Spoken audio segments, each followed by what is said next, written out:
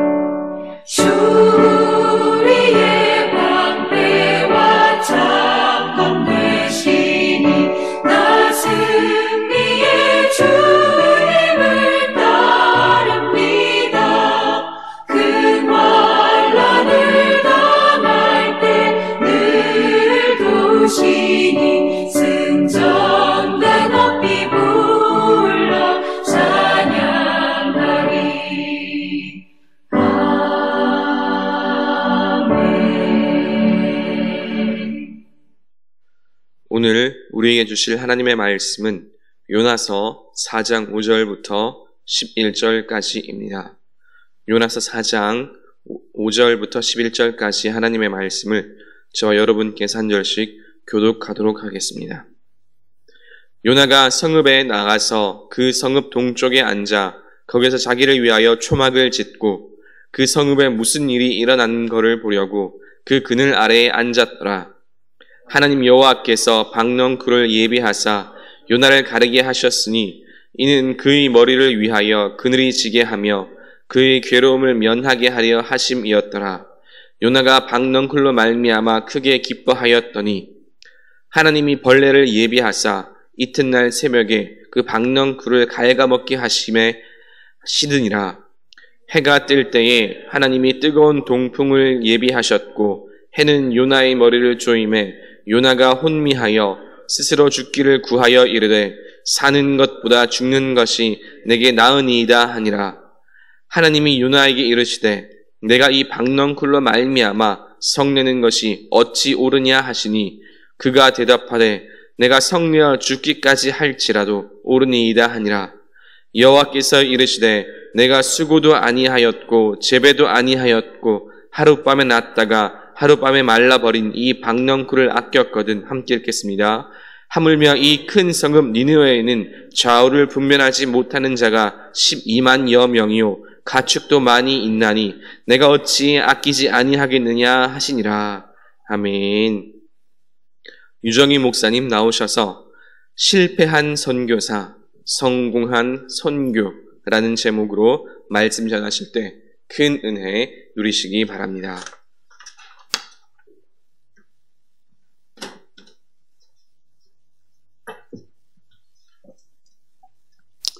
잠시 기도하시겠습니다. 사랑이 많으신 하나님 아버지, 오늘 수요 예배를 맞이해서 저희들의 찬양을 받아주시고 또 저희들에게 이런 예배의 자리로 불러주신 것 참으로 감사를 드립니다. 이제 하나님 말씀을 듣기를 원합니다. 말씀을 전하는 자나 듣는 모든 사람들이 성령 안에서 한마음이 되게 하시고 교감하며 교통하는 하나님의 축복이 있기를 원합니다. 전해지는 말씀에 하나님 능력의 말씀이 되게 하시고 생명의 말씀이 되게 하여 주시옵소서. 특별히 부족한 자를 단위에 세웠사오니 모든 부족을 성령의 능력으로 가려주시고 오직 하나님께서 말씀하여 주시옵소서. 감사하며 예수님 이름으로 기도드립니다. 아멘. 오늘 우리에게 주시는 본문은 총 4장으로 기록된 요나서의 마지막 부분입니다. 요나는 구약에서 선지서로 기록된 여러 선지자들 중에 제일 먼저 등장한 선지자로 일반적으로 알려져 있습니다. 하나님은 그에게 특별한 사명을 주셨습니다. 이방 니느웨에 가서 멸망이 임박했다는 것을 경고하는 것이죠. 그는 최초로 외국에 파송된 선교사라고 할 수도 있겠습니다. 니느웨는 당시 인구가 12만 명에 달하는 큰 도시로 곧 강국으로 부상하게 될 아수르의 수도가 되기도 했습니다. 아수르는 약 40년 후에 주전 722년 북이스라엘 왕국을 멸망시킨 원수의 나라가 되었죠. 예언적 선포가 중심이 되고 있는 다른 선지서들과는 달리 이 요나서는 요나라는 인물에 초점을 맞추고 있습니다. 그래서 한기채 목사님이라는 분은 한 저서에서 요나서를 요나의 참회록이라고 말씀하셨습니다. 일리가 있는 것 같습니다. 3인칭 형식의 간증문이라고도 할 수 있을 것입니다. 저는 오늘 본문의 말씀을 가지고 실패한 선교사, 성공한 선교라는 제목으로 하나님의 말씀을 여러분과 나누고자 합니다. 아무래도 이 요나서의 마지막 부분이기 때문에 본문의 말씀이 중심이 되겠지만 요나서 전체를 관통하도록 해보겠습니다. 이제 본문의 말씀을 살펴보겠습니다. 5절에 보면은 요나는 니느웨 동쪽에 앉아서 이제 초막을 짓고 앞으로 그 성읍에서 일어날 일을 지켜보려고 합니다. 지독한 민족주의자이신 그에게 니느웨는 무엇입니까? 원수의 나라, 적국일 뿐입니다. 요나는 큰 풍랑 있는 바다에 던져져서 큰 물고기 뱃속에 3일을 갇혀 있다가 토해지는 극적인 일을 겪은 다음에 다시 두 번째로 하나님의 말씀을 들었습니다.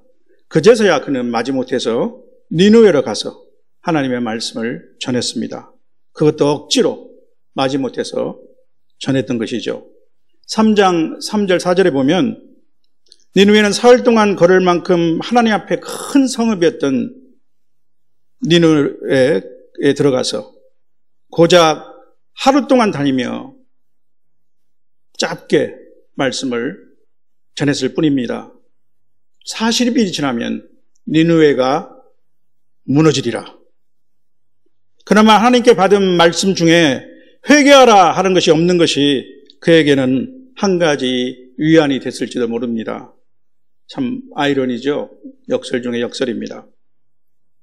만일 그가 예루살렘이나 사마리아의 멸망을 경고하라는 말씀을 들었다면 어땠을까요? 그의 목소리가 얼마나 애절하고 간곡했겠습니까? 또 하루만 다녔겠습니까? 그런데 니느웨에 놀랄 만한 일이 일어났습니다. 아, 니느웨가 왕으로부터 시작해서 온 백성이 베옷을 입고 회개하기 시작한 것입니다.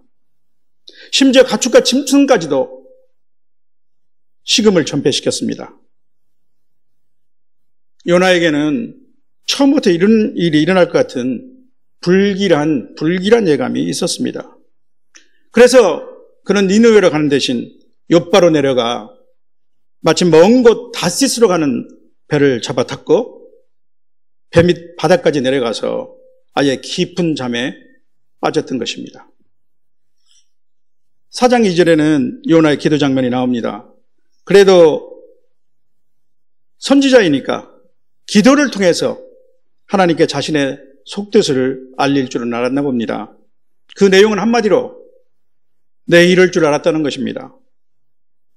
주께서는 은혜로우시며 자비로우시며 노하기를 더디하시며 인애가 크시사 뜻을 돌이켜 재앙을 내리지 아니하시는 하나님인 줄을 자기는 진작부터 알고 있었다는 것이죠. 요나에게 이러한 하나님은 영 마음에 들지 않습니다. 어찌 하필이면 니느웨를 동정하시느냐는 것이죠. 그런 볼멘소리로 항의하고 싶었을 것입니다. 도대체 이들이 조금이라도 가치가 있는 백성입니까? 그들의 악독이 이미 하나님께 상달되었을 정도라고 하지 않았어요.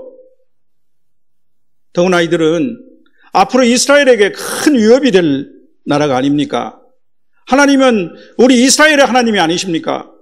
우리는 아브라함의 약속의 자손이고 애굽의 속박에서 하나님이 친히 우리를 건져내 주시지 않았습니까? 또 모세를 통해서 율법을 주신 하나님이 선택하신 백성이 바로 우리가 아닙니까? 물론 요나는 하나님이 바다와 육지를 지으신 하늘의 하나님이신 것을 알았습니다. 1장 9절에 보면 자신의 신분을 묻는 선장과 선원에게 자신은 히브리 사람으로 이러한 하나님 여호와를 경외하는 사람이라고 당당하게 밝혔습니다. 그러나 이 말은 그에게는 하나님이 온 세상 위에 권세를 가지신 위대한 하나님이라는 의미였을 뿐입니다. 아직도 그의 속마음은 이렇게 외치고 있습니다. 하나님이 니느웨 사람까지 사랑해서는 안 되죠. 사랑하고 용서하실 사람이 따로 있지 하필 니느웨입니까? 요나는 이러한 하나님에 대해서 또한 자신의 의사에 정면으로 반하여 하나님 말씀을 니느웨에 전달하게 된 자신의 처지를 매우 싫어하고 또 성을 내는 것입니다. 그런 가운데서도 요나는 혹시나 하나님의 공의에 일말의 기대를 걸어본 것 같습니다. 그래서 멀찍이 떨어져서 초막을 짓고 니느웨의 결말을 지켜보려고 하는 것입니다. 속으로 폭망을 기대하는 것이죠. 여러분은 요나가 너무 편협한 민족주의자이며 선지자로서는 자격미달의 형편없는 사람이라는 생각이 드시죠. 그렇지 않습니까? 그런데 북한이 김정은에게 선뜻 복음을 전하시겠습니까? 그것도 오늘 당장이 아니라 나쁜 일은 다 하고 그가 병상에서 죽음을 앞둔 상황에 있다고 그러면 어떻겠어요? 구한말에 일본 제국에 건너가서 복음을 전하라고 하나님이 명령하셨다면 어땠을 것 같습니까? 아니면 하나무인으로 교회와 하나님을 무시하던 어떤 사람이 그 악한 사람이 늙음하게 예수 믿고 천국에 가게 됐다면 그래도 즐거워하며 할렐루야 하시겠습니까? 여러분들은 다 착한 성도니까 아멘 하시겠죠? 그러면 이렇게 비뚤어진 요나를 하나님은 어떻게 대하셨습니까? 하나님은 그를 끝까지 포기하지 않으셨습니다. 배 타고 도망가는 그에게 찾아와 바다에 풍랑을 일으키셨습니다. 큰 물고기를 미리 준비하시고 성냄 바다에 던져진 그를 구하셨습니다. 그리고 그에게 주신 사명을 다시 한번 환기시키셨습니다. 이 이유는 무엇일까요? 요나가 아니면 니느웨에 보낼 선교사가 없단 말씀인가요? 아닐 것입니다. 하나님은 엘리야가 오직 자기만 남았다고 말했을 때 이스라엘 가운데 바알에게 무릎 꿇지 아니하고 입 맞추지 아니한 자를 7,000명을 남길 것이라고 말씀하시지 않으셨습니까? 또한 우리 주님은 나귀 타고 예루살렘에 입성하셨을 때 군중들이 호산나 하고 외치니까 그것을 못마땅히 여긴 바리새인들이 이를 책망했습니다. 그러자 주님이 뭐라고 말씀하셨습니까? 만일 이 사람들이 침묵하면 돌들이 소리 지르리라 라고 말씀하셨습니다. 정작 니느웨 백성들은 모두 회개했지만 홀로 회개하지 못하는 요나는 그렇지만 하나님은 끝까지 그를 포기하지 않으셨습니다. 하나님께는 니느웨 회개도 중요합니다. 그러나 요나 한 사람도 너무나 소중했기 때문입니다. 이런 막무가내 요나를 위해서 하나님은 다시 또 하나의 자연 교제를 사용하셨습니다. 본문 6절입니다. 하나님은 박넝쿨을 예비하셨습니다. 곧 그의 머리 위에 그늘이 지고 요나는 시원한 그늘에 크게 만족하고 기뻐했습니다. 희낙낙한 거죠. 금방까지 니느웨를 바라시지 않을 것 같은 하나님에게 대해서 매우 싫어하고 성냈던 사람이죠. 3절에는 이렇게 기록되어 있습니다. 여호와여 원하건대 이제 내 생명을 거두어가소서 사는 것보다 죽는 것이 내게 나음이니이다. 종종 우리의 감정은 이렇게 가볍습니다. 죽을 듯 표현합니다.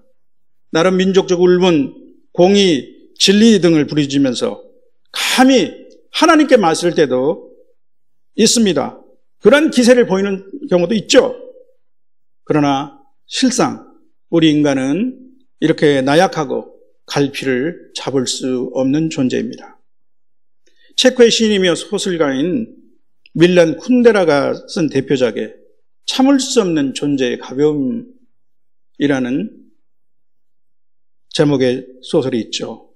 솔직히 저는 그 책을 아직 읽어보지는 못했지만 그 제목 하나가 우리 인생에 대해서, 우리 인생의 무게에 대해서 많은 것을 말해주는 것 같지 않습니까?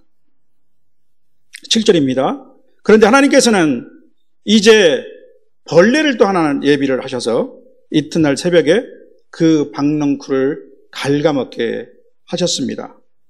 또 8절에 보면 해가 뜰 무렵에 하나님은 뜨거운 동풍을 불게 하셨습니다. 제가 모로코에서 근무하던 시절인데 이 열풍을 몇 차례 경험해 본 적이 있습니다. 현지인들은 쉐르기라고 하는데 모로코 아랍 말로는 서풍이라는 뜻입니다. 남서쪽의 사하라 사막에서 때로는 건조한 사막바람이 불어올 때가 있습니다. 이 열풍이 몰아닥치면 때로는 몇 시간 또 어떤 때는 하루 이틀 동안 기온이 급상승해서 밖에서는 나가서 숨을 쉬기가 좀 어려울 때도 있을 정도가 됩니다.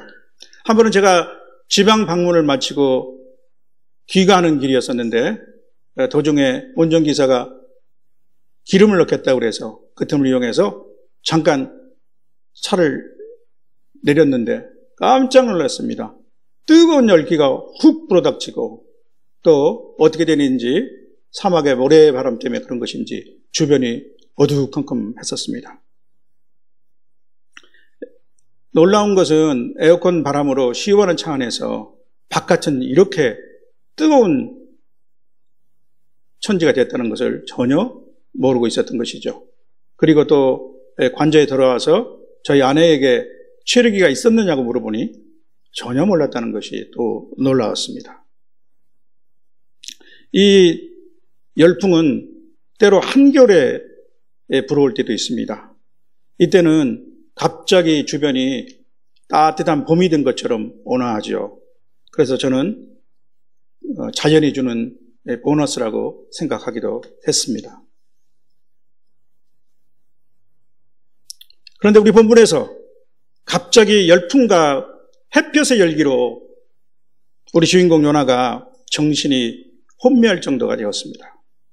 오죽했으면 그는 스스로 죽기를 구하여 사는 것보다 죽는 것이 내게 나으니라 라고 불평을 쏟아냈겠습니까? 말대로 죽었다면 요나의 목숨은 과연 몇 개가 있었어야 했을까요? 요나의 성깔 또한 알아줘야 합니다. 9절에 보면은 고작 이 박넝쿨 때문에 내가 성내는 것이 옳으냐 물으시는 하나님께 아예 4배째라고 하지 않습니까? 내가 성내어 죽기까지 할지라도 옳으니이다. 참 기백이 있고 아주 하나님 앞에 똑 부러지지 않습니까? 저는 요나서를 읽으면서 요나의 장점도 있다고 생각합니다. 어떻게 감히 하나님 앞에 이렇게 당당하게 말하는 사람이 있을까요? 그만큼 그가 하나님과 가까운 관계라고 생각을 했는지 모르겠습니다. 근데 그 방향이 좀 잘못돼서 문제지만은 여러분, 우리는 아무리 화나는 일이 있더라도 잠깐 참도록 합시다. 요새는 분노 조절 장애를 겪는 사람이 참 많죠. 깊은 숨을 한 번만 들이키면 달라질 수 있을 것입니다. 또 아무 말이나 막 내뱉는 것은 해악이 됩니다. 말에는 책임이 따를 수 있죠. 이스라엘 백성들이 가데스에서 12정탐꾼들의 보고를 듣고 온 회중이 우리가 애굽 땅에서 죽었거나 이 광야에서 죽으면 좋을 텐데 왜 우리를 가나안 땅으로 인도해서 거기서 죽게 만드냐고 밤새도록 통곡하며 모세와 아론을 원망했을 때 무슨 일이 일어났죠? 하나님은 그들에게 벌을 내리셨습니다. 그들을 말하는 것이 내 귀에 들린 대로 내가 너희에게 행하겠다. 그래서 40년 광야 생활과 함께 백성 중 20세 이상의 사람들은 약속의 땅에 들어가지 못하고 광야에서 죽게 되었습니다. 또 우리 주님도 이렇게 말씀하지 않으셨습니까?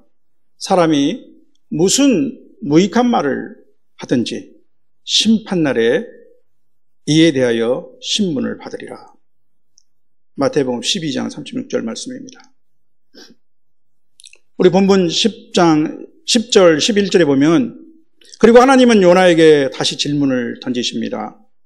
박넝쿨 내가 수고도 아니하였고 재배도 아니하였고 하룻밤에 났다가 하룻밤에 말라버린 이 박넝쿨을 내가 그렇게 아낀다면 니느웨 좌우를 분별하지 못하는 자가 12만 명이며 가축도 많은 이 성읍을 내가 어찌 아끼지 아니하겠느냐. 이것은 열린 질문입니다. 요나는 무엇이라고 답변했을까요? 성도 여러분, 선교는 하나님의 마음을 아는 것입니다. 하나님의 간절한 사랑에 공감하는 것입니다. 잃어버린 영혼을 찾기까지 찾으시는 하나님의 애타는 심정에 부응하는 것입니다. 그러나 노아는 하나님이 어떤 분인지 잘 알았습니다. 이스라엘만의 하나님이 아니라 우주의 하나님이신 것을 알았습니다. 땅과 하늘을 만드신 하나님이라고 믿었습니다. 하지만 그는 하나님의 마음을 알지 못했습니다. 그 하나님의 마음과 공감하지 못했습니다. 하나님의 마음을 알았더라면 그의 민족 감정 같은 것은 사그라졌을 것입니다. 그 크신 사랑에 그의 마음이 공명했다면 그는 애초에 니느웨 대신 다시스로 가는 배를 타지 않았을 것입니다. 큰 물고기 뱃속에서 3일을 보내며 죽음의 문턱에 다녀왔어도 꺾이지 않는 그의 왕고집이 사라졌을 것입니다. 그가 니느웨를 향한 하나님의 마음을 조금이라도 알았다면, 공감했더라면 아직도 멸망하지 않는 성을 바라보며 싫어하고 성내지 않았을 것입니다. 오히려 눈물로 니느웨의 구원을 위해서 기도하지 않았겠습니까?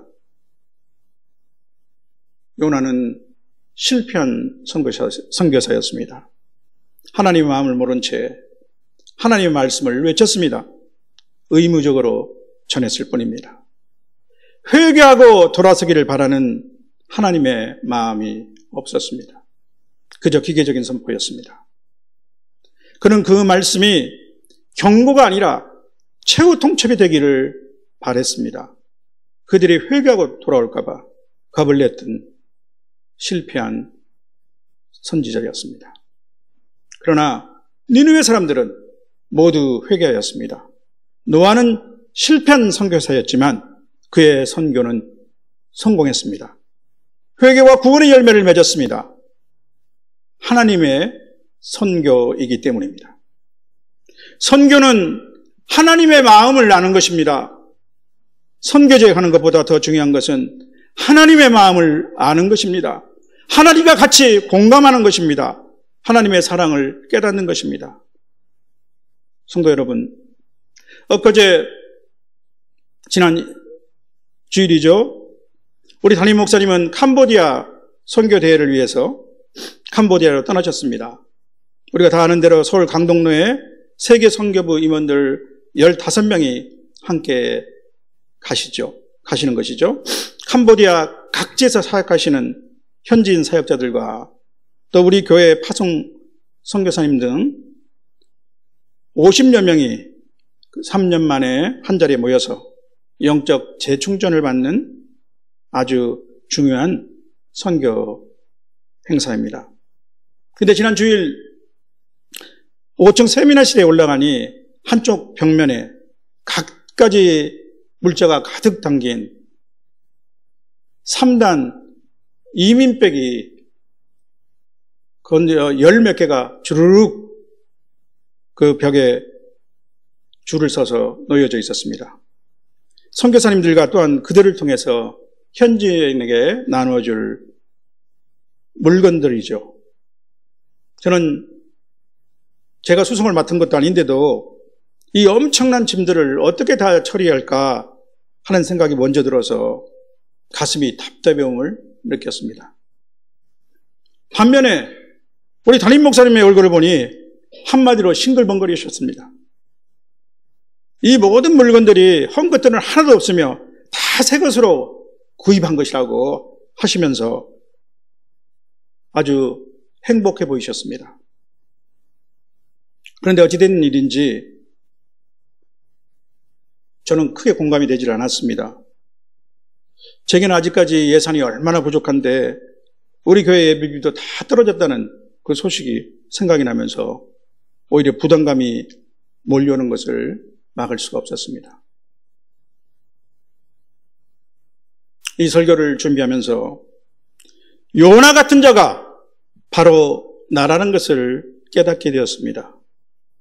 하나님의 마음을 알지 못하는 자, 하나님의 말씀은 잘 안다고 자부하면서 하나님의 마음을 느끼고 공감하지 못하는 자, 주님의 사랑을 체험하고도 여전히 철저히 계산적인 자, 입으로 하나님을 사랑한다고 하면서 행함에 따르지 못하는 자, 자기 희생은커녕 조금도 손해보기를 싫어하는 자,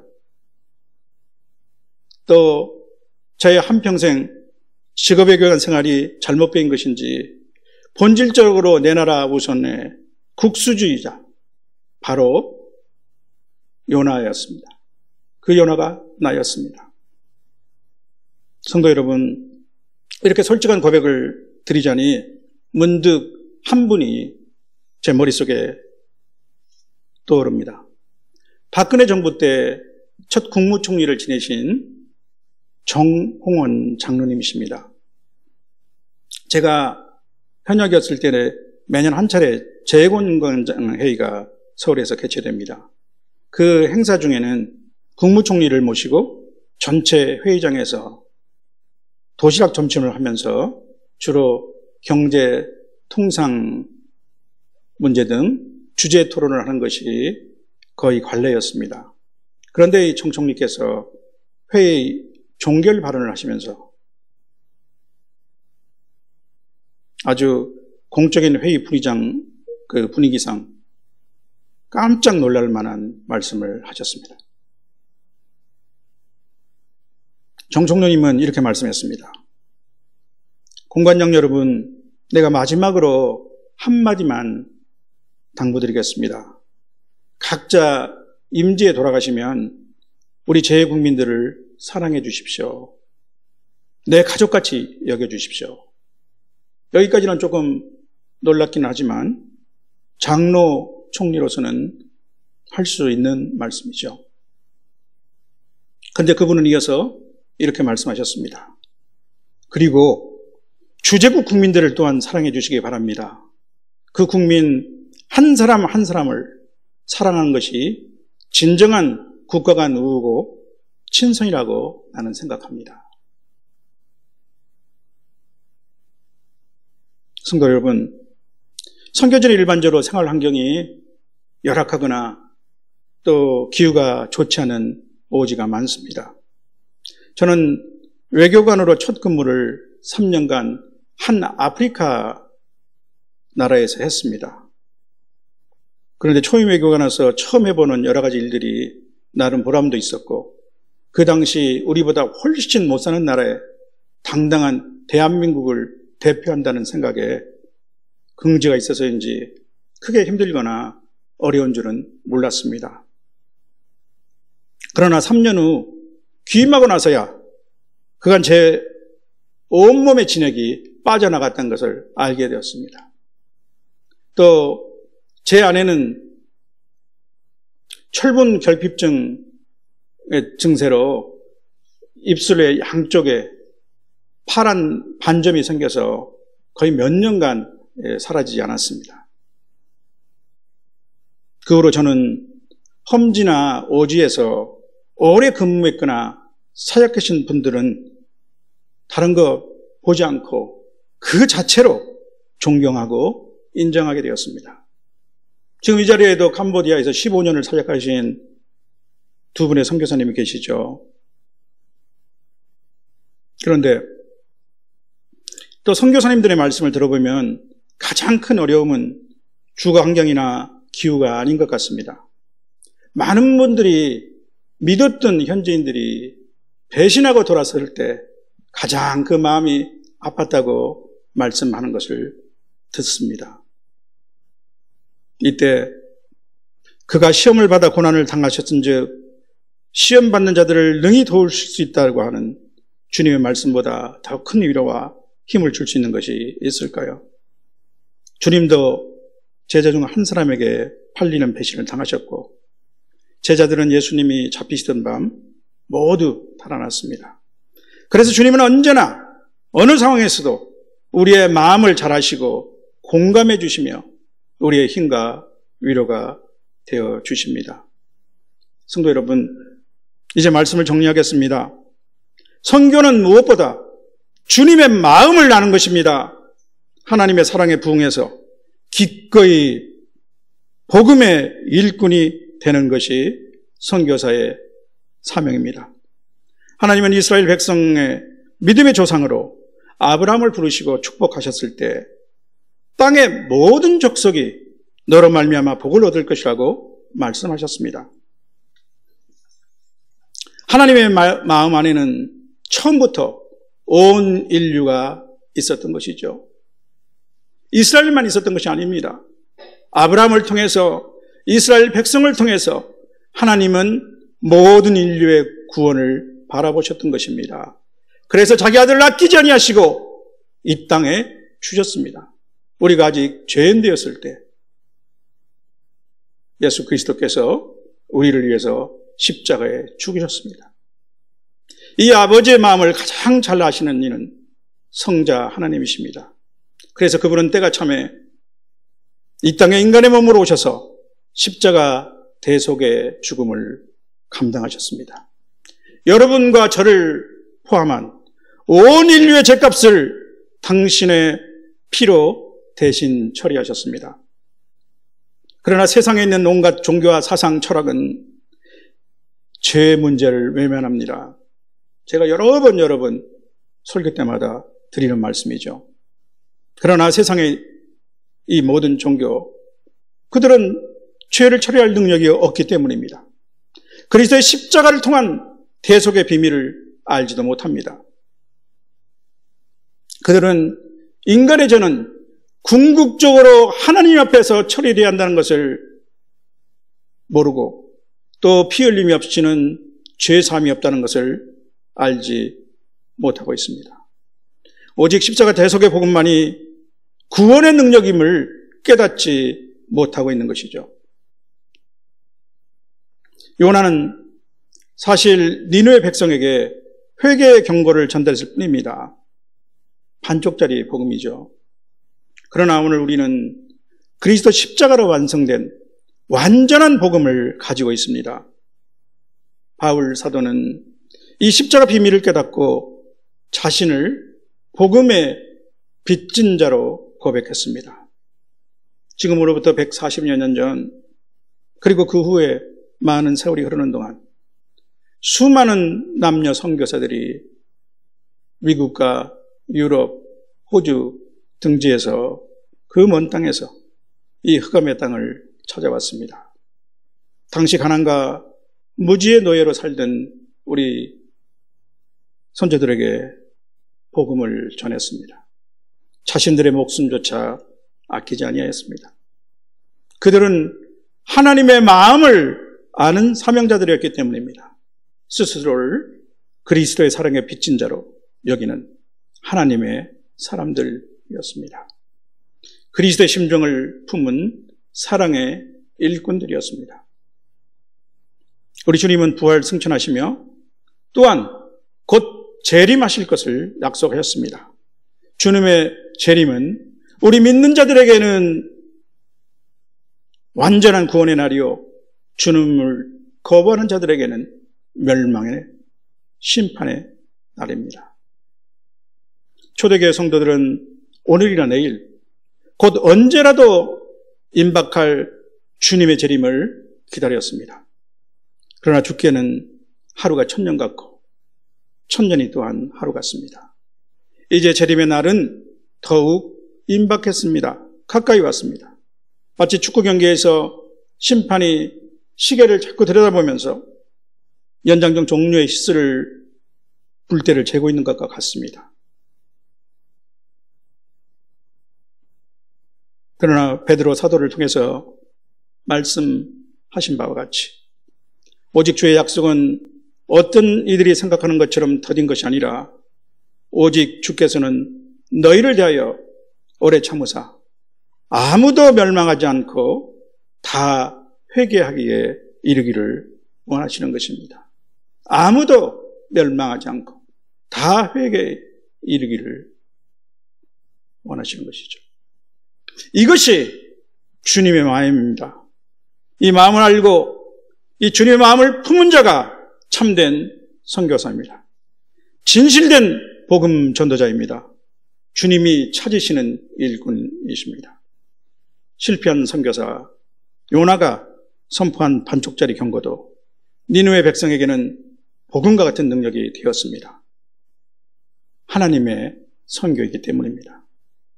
하물며 주님의 마음을 품은 참된 선교사, 주님의 마음을 아는 참된 복음 전도자로서 주님의 십자가 복음을 선포할 때 그들은 살아나지 않겠습니까? 우리가 주님의 마음으로 외치면 성령께서 영혼 구원의 일을 행하실 것입니다. 이제 주님의 마음을 품고 열방을 향하여 주님이 가라 하시는 그것이면 어디라도 나아가는 저와 여러분이 될 수 있기를 주님의 이름으로 축원합니다. 아멘. 하나님 아버지 감사합니다. 오늘 말씀을 통해서 하나님의 마음을 아는 복음 전도자, 선교사가 되기를 원합니다. 저희들이 하나님의 말씀을 안다고 하면서도 또 복음을 듣고 구원받았음에도 불구하고 하나님의 말씀을 제대로, 하나님의 마음을 제대로 알지 못하는 것을 용서하여 주시고, 이제 하나님 마음과 합한 자, 하나님 마음을 알아서 하나님 그 마음에 하나님 말씀하고 명하시는 대로 하나님 마음을 쫓아서 나가는 저희들 될 수 있도록 도와주시옵소서. 감사하며 예수님 이름으로 기도드립니다. 아멘. 우리 주신 말씀을 생각하면서 찬송가 505장을 하나님께 올려드린 후 축도로 예배를 마치도록 하겠습니다.